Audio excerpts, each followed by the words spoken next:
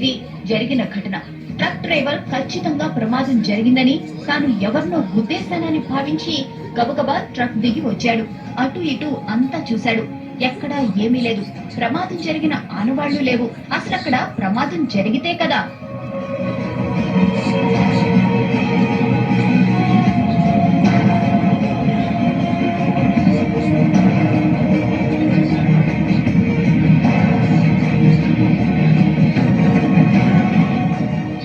రిక్షావాలను రక్షించిన అదృశ్య శక్తి అతన్ని రోడ్డు పక్కన విడిచిపెట్టింది.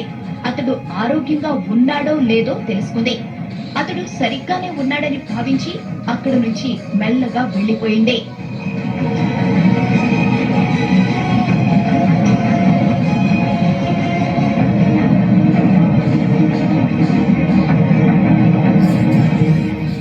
ఇంతకీ ఆమె ఎవరు? అంత వేగంగా ఎలా వచ్చింది? ప్రమాదం జరగకుండా ఎలా అడ్డుకోగలిగింది? ఆమె రాగానే మెరుపు ఎందుకు వచ్చింది? ఇలా ఎన్నో అనుమానాలు, ఎన్నో అంతు చిక్కని ప్రశ్నలు.